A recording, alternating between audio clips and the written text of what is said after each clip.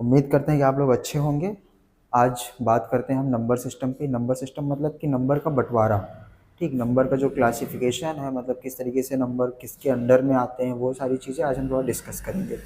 इसे से देखते हैं कि नंबर सिस्टम, ठीक, जो नंबर सिस्टम है, अगर हम बात करें सबसे पहले नंबर की, कि भैया नंबर होते क्या हैं। सबको पता है कि नंबर 1 2 3 4 5 6 होते हैं, वो हमारे नंबर होते हैं।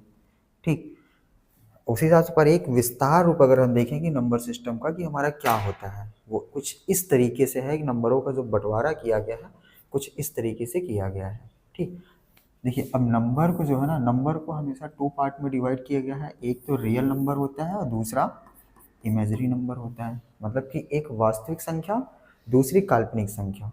वास्तविक संख्या वो होती है कि जो हम अपने रियल लाइफ में जो नंबर आज तक यूज करते हैं, वो सारे नंबर हमारे वास्तविक संख्या होती है। और इमेजरी नंबर जो होते हैं, जो काल्पनिक संख्या होती है, मतलब नंबर का जो दूसरा वाला भाग होता है, इसको हम लोग लिखते हैं आयोटा से। ठीक, आयोटा से इसको दिखाया जाता है। फिलहाल तभी इसकी क्लास 10th में इसकी ज़रूरत नहीं पड़ती, क्लास 11th में इसका खुद का ही अपना चैप्टर कह सकते हो है कि भाई आयोटा क्या है, मतलब काल्पनिक इमेजरी नंबर। फिर उसके बाद आता है, इसको हम यहीं पे भी छोड़ देते हैं, अभी हमारी इसकी ज़रूरत नहीं पड़ेगी। फिलहाल 10th की अगर बोर्ड के एग्ज़ाम से देखें तो हमें सिर्फ इतने नंबर के बारे में जानना है। ठीक, अब जो हमारा रियल नंबर होता है उसको हम 2 पार्ट में डिवाइड किया गया है। एक तो इरेशनल नंबर और दूसरा रैशनल नंबर। अब आपको पता होना चाहिए भैया कि रैशनल नंबर क्या होता है। रैशनल नंबर वो होते हैं कि जो p बाई क्यू के फॉर्म में लिखे जा सके, और इरेशनल क्या होते हैं, जो p बाई क्यू के फॉर्म में ना लिखे जाए। अब बात ये है कि p बाई क्यू क्या है, कि भाई सीधी सी बात ये है कि रैशनल नंबर को हम भिन्न के रूप में लिख सकते हैं। ठीक, पर इरेशनल नंबर को हम भिन्न के रूप में नहीं लिख सकते। कुछ समझ में आई चीज़ें। अभी हम आपसे बोले कि एक जो है, क्या ये परिमेय संख्या है, आप बोलेंगे यस सर। पर ये भाई p बाई क्यू के फॉर्म में कहाँ लिखी है। 1/1 करने पे कोई दिक्कत आने वाली है नहीं ना।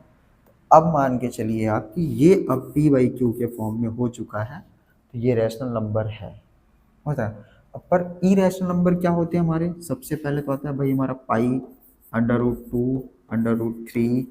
ये इस तरीके से जो होते हैं, मतलब कि रूट के अंदर कोई अभाज्य संख्या अगर रखी गई है तो वो हमारी अपरिमेय संख्या होती है। मतलब कह सकते हैं कि वो सारी संख्या हमारी अपरिमेय संख्या होती हैं। ठीक, अब अपरिमेय संख्या एग्जाम्पल भी हमने आपको दे दिए। अब परिमेय संख्या हमने क्या बोला कि भाई जो p बाई क्यू के फॉर्म में लिखी जा सके वो सारी हमारी परिमेय संख्या होती हैं। पर यहाँ पे एक कंडीशन और लगती है कि जो हमारा q होता है, मतलब कि हर वो हमारा जीरो ना हो। ठीक, जो हमारा q होता है डिनोमिनेटर, वो कभी हमारा जीरो ना हो। अगर वो जीरो हो गया तो जाहिर सी बात है कि ये हमारी परिमेय संख्या नहीं होगी। ये चीज़ विशेष ध्यान रखना है। अगर हम आपसे बोलें कि क्या 1/4 ये परिमेय संख्या है, जी बिल्कुल है, ये एक परिमेय संख्या है। अगर हम आपसे बोल दें कि √4 क्या ये एक परिमेय संख्या है, हाँ जी ये भी एक परिमेय संख्या, क्योंकि जब यहाँ से रूट हटाएंगे तो यहाँ पे वैल्यू में निकल के आ जाएगी 2 की, इसलिए ये एक परिमेय संख्या है। ठीक, अब रैशनल नंबर को भी हम 2 पार्ट्स में डिवाइड करते हैं। जैसे अभी हमने रियल नंबर को 2 पार्ट्स में डिवाइड किया, ठीक उसी हिसाब से अब रैशनल नंबर को, फिलहाल अपरिमेय जो संख्या होती हैं उसकी फिलहाल अभी ज़रूरत नहीं है, इस सिलेबस से बाहर है। फिलहाल सिलेबस में है, पर इसके बारे में इतना ही जानिए। इसके बारे में अलग से बताएंगे आपको कि अपरिमेय संख्या निकाली कैसे जाती है, वो आपको अगले वीडियो में मिल जाएंगी। ठीक, फिर रैशनल नंबर जो है वो 2 पार्ट में डिवाइड किया गया है। एक तो आता है इंटीजर, दूसरा आता है फ्रैक्शन। इंटीजर को हम बोलते हैं पूर्णांक संख्याएं। ठीक, पूर्णांक मतलब नाम में ही छिपा है कि पूर्ण अंक, उसी को बोला जाता है इंटीजर, मतलब कि पूर्णांक संख्या। अब बात करते हैं फ्रैक्शन। अब इंटीजर कोई भी वो नंबर हो सकता है, पर वो कंप्लीट नंबर हो, चाहे वो नेगेटिव का नंबर हो, ठीक, चाहे वो पॉजिटिव नंबर हो, कोई भी नंबर हो सकता है, ये भी इनफाइनाइट तक, पर वो अपने आप में कंप्लीट हो। ठीक, अब फ्रैक्शन क्या होता है, फ्रैक्शन जो हमें p बाई क्यू के फॉर्म में लिखा हो। अब देखो दोनों डेफिनेशन सेम हो गई ना, एक तो आप हो गया रैशनल नंबर, एक हो गया फ्रैक्शन। सर ये क्या हुआ, भाई रैशनल नंबर को p बाई क्यू के फॉर्म में लिखा जा सके और इसको ये लिखा रहता है, ऑलरेडी ये पहले से लिखा रहता है, पर रैशनल नंबर होता है वो पी वाई के फॉर्म में लिखा जाता है। अब रही बात दोनों डिफरेंस सेम क्यों ना हो, लगभग तो सेम होंगी ही भाई, क्योंकि रैशनल नंबर को ही तोड़ के हम मतलब परिमेय संख्या को ही दो भागों में तोड़ के एक भिन्न निकाल रहे हैं, दूसरा पूर्णांक संख्या निकाल रहे हैं। पूर्णांक संख्या को भी परिमेय संख्या मतलब भिन्न में कन्वर्ट किया जा सकता है। जैसे कि हम आपको बता दें, अगर बाई 1 कर दें किसी को कोई दिक्कत है नहीं है, क्योंकि एक से हमने बोला भी था कि कई बार आपको बता चुके हैं कि एक से किसी भी नंबर में चाहे मल्टीप्लाई करें या डिवाइड करें उसके मान में कोई परिवर्तन नहीं आने वाला है। ठीक, अब फ्रैक्शन की तो कहानी हो ही गई। अब आता है पूर्णांक संख्या को भी हम दो पार्ट में डिवाइड कर दिए हैं। पहला तो आता है आपका होल नंबर, ठीक, और दूसरा आता है नेगेटिव नंबर। अब यहीं पे देखो हमने बोला ना, एक तो होल नंबर, अब होल नंबर की शुरुआत कहाँ से होती है, होल नंबर की शुरुआत हमारी 0 से होती है, और उसी में नेगेटिव नंबर जो होते हैं उनको हटा दो भाई, मतलब कि नेगेटिव नंबर और होल नंबर को मिला के हमारा क्या बनता है, पूर्णांक संख्या बनती है। ठीक, इतनी चीज़ें समझ में आई, क्लियर हुई भाई। चलो आगे चलते हैं, देखते हैं। अब होल नंबर को भी टू पार्ट में डिवाइड किया, एक तो 0, दूसरा नेचुरल नंबर। अभी देखो हमने आपसे बोला कि होल नंबर हमारा 0 से स्टार्ट होता है, मतलब कि 0, 1, 2, 3, 4, ये फला फला, ये हमारे होल नंबर हो गए। लेकिन अगर हम यहीं से 0 को अलग रख दे रहे हैं कि एक शून्य संख्या है, फिर उसके बाद अगर हम 1 से उठा रहे हैं तो ये हमारा प्राकृतिक संख्या होगी, मतलब जिसको हम लोग बोलते हैं नेचुरल नंबर। अब नेचुरल नंबर को भी हमने डिवाइड कर दिया है कि भाई ऑड नंबर इसमें कुछ होते हैं, कुछ इवन होते हैं, कुछ प्राइम नंबर होते हैं, कुछ कंपोजिट नंबर होते हैं। इस तरह को अगर ध्यान में हम रखें तो ये हमारा नंबर का क्लासिफिकेशन है।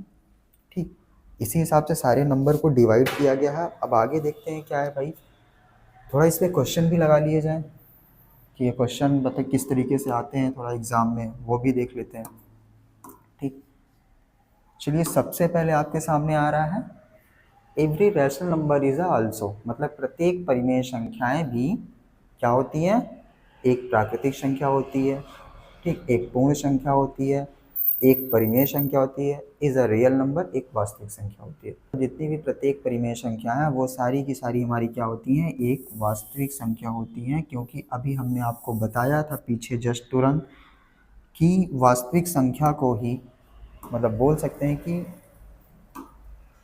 ये अभी हमने आपको बताया कि वास्तविक संख्या को ही तोड़ के हम क्या बनाते हैं, एक तो रियल नंबर मतलब परिमेय संख्या, एक अपरिमेय संख्या निकलती है। उसी के हिसाब से इस पे बात करें तो वही चीज़ें हैं कि प्रत्येक परिमेय संख्याएं भी एक वास्तविक संख्या होती है। ठीक, अब आगे चलते हैं, क्या है ये भी देख लेते हैं। ये जो है यहाँ पे थोड़ी गलती हो गई, एरर आ गया, यहाँ पे पाई है। ठीक, इसको आप पाई बना समझ लीजिए। पाई इज अ मतलब पाई एक किस तरह का नंबर है। अभी हमने आपको बोला कि पाई जो होता है वो हमारा अपरिमेय संख्या होती है। ठीक, अगला सवाल क्या है भाई, निम्न में से कौन सी संख्या अपरिमेय संख्या है।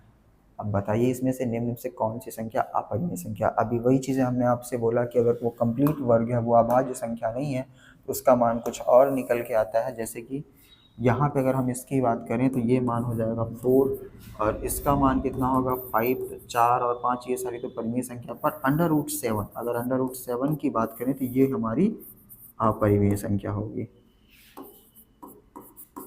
अपरिमेय संख्या। चीज़ें क्लियर हुई। और ये तो अंडर रूट में है ही नहीं, ये तो दशमलव में है, दशमलव हमारी परिमेय संख्या होती है क्योंकि इसको भिन्न में कन्वर्ट कर सकते हैं।